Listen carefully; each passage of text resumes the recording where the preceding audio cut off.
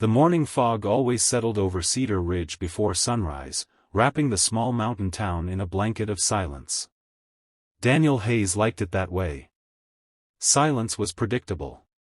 It never asked questions, never demanded explanations, and never reminded him of the life he had buried years ago. His day always began at 5 o'clock. While the rest of the town slept, he brewed coffee, packed his son Noah's lunch, and stood on the porch for a few quiet moments, studying the empty streets. His eyes instinctively checked every parked vehicle, every rooftop, every movement in the distance. He wasn't trying to be suspicious. It was simply impossible to erase years of elite military training. Even after nearly a decade, his instincts refused to fade. Once satisfied that everything looked normal, he stepped inside. "Dad," 6-year-old Noah called from upstairs. "I made my bed." Daniel smiled. "I'll inspect it." Noah groaned dramatically. "You inspect everything." Daniel laughed softly. "I know." The little boy raced downstairs wearing mismatched socks and a huge grin. He had inherited his mother's cheerful personality, something Daniel quietly thanked God for every single day. Noah filled every room with questions, stories, and endless curiosity.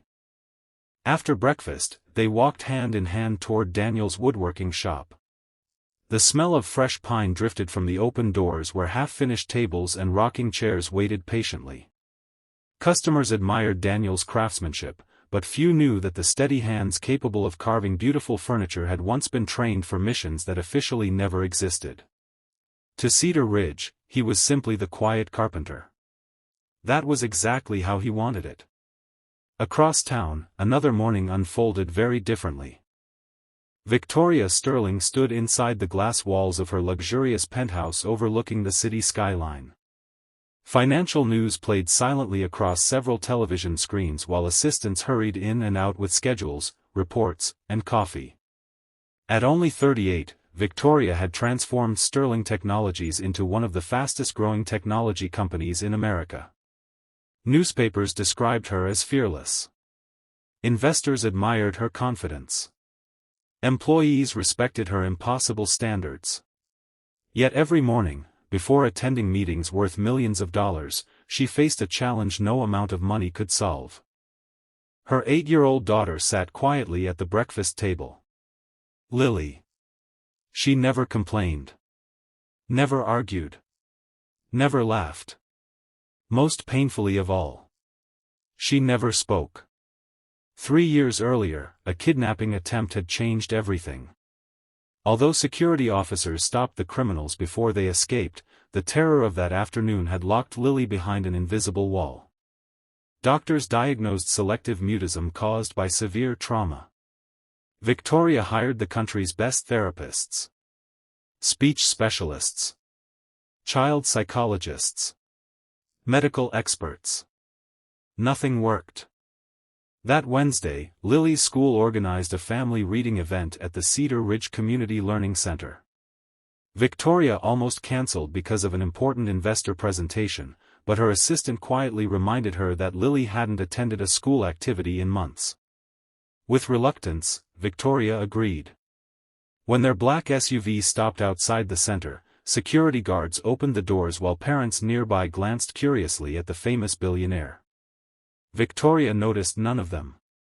Her attention remained fixed on Lily, who quietly held a sketchbook against her chest.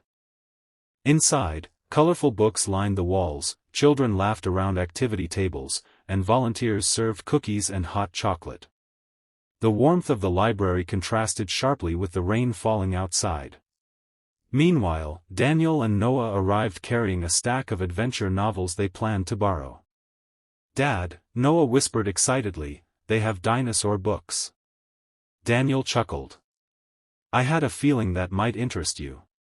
Unlike Victoria, Daniel blended easily into the crowd. Worn jeans, a flannel shirt, and work boots made him look like any other father in town.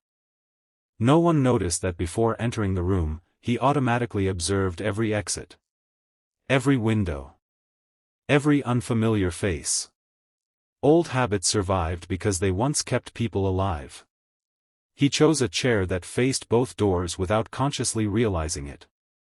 While Noah explored the children's section, Daniel quietly flipped through a history book. Across the room, Lily sat alone near the window drawing birds with colored pencils. Other children occasionally invited her to play, but after receiving only silence, they gently wandered away. Noah watched her for several minutes. "Dad? She looks lonely." Daniel looked toward the little girl. "Maybe she just needs someone to sit with her. Can I ask?" Daniel smiled warmly. "Of course." Noah walked over with complete confidence. "Hi," he said cheerfully. "I'm Noah." Lily looked up. She didn't answer. "That's okay," Noah continued with a grin. "I talk enough for two people anyway." For the first time that morning, Lily's expression softened ever so slightly. She nodded. Noah sat beside her and placed his dinosaur book on the table. "They're awesome," he whispered as if sharing a great secret. Lily quietly showed him the bird she had drawn. Across the room, Daniel watched without interfering. Some friendships began with words. Others began with kindness. For nearly 20 minutes, Noah happily turned the pages of his dinosaur book while Lily continued sketching birds, trees, and mountains. They hardly exchanged any words, yet an unexpected friendship quietly formed between them. Noah never pressured her to speak. He simply accepted her silence as naturally as if it were another language. Daniel watched from across the room with quiet satisfaction. Years ago, during military missions, he had learned that trust could never be forced. It had to be earned through patience. Seeing Noah instinctively understand that filled him with pride. Victoria, however, couldn't relax. She sat nearby with her laptop open, pretending to review financial reports while secretly watching every movement her daughter made. For years she had hoped for even the smallest sign of progress. Every smile, every glance, every tiny reaction became something she treasured. Lily suddenly stopped drawing. Her eyes drifted toward Daniel. She wasn't looking at his face. She was watching his hands. Strong hands. Steady hands. Hands that rested casually on a history book but never completely relaxed. A loud crash echoed from another corner of the library as a stack of books accidentally fell from a cart. Most parents flinched. Daniel reacted before anyone else. His head turned instantly toward the sound. His eyes identified its source in less than a second. His body shifted slightly, placing himself between the noise and the children without even realizing it. When he recognized that it had only been an accident, his shoulders relaxed again. Almost no one noticed. Except Lily. She continued staring at him with unusual curiosity. Something about his movements felt strangely familiar. Years earlier, before the kidnapping attempt that had changed her life forever, her father had behaved exactly the same way. He had always noticed every unusual sound. He always checked every doorway before entering a room. He always positioned himself where he could see everyone at once. As memories long buried slowly returned, Lily's breathing became quicker. Daniel sensed someone watching him. He looked up. Their eyes met. Instead of looking away, Lily continued staring. Daniel offered a gentle smile, not the kind adults often force to comfort children, but a quiet, reassuring smile that expected nothing in return. It reminded Lily of someone she had loved deeply. Without realizing it, she stood from her chair. Noah looked up. "Want to see another dinosaur?" Lily nodded absent-mindedly but continued walking. Victoria noticed immediately. Her heart began racing. Lily almost never approached strangers. Every step seemed to take enormous courage. Daniel remained seated, careful not to frighten her by moving too quickly. When Lily stopped a few feet away, the library seemed strangely quieter. Even the rain tapping against the windows sounded distant. Daniel spoke softly. "Hello." Lily clutched her sketchbook tightly against her chest.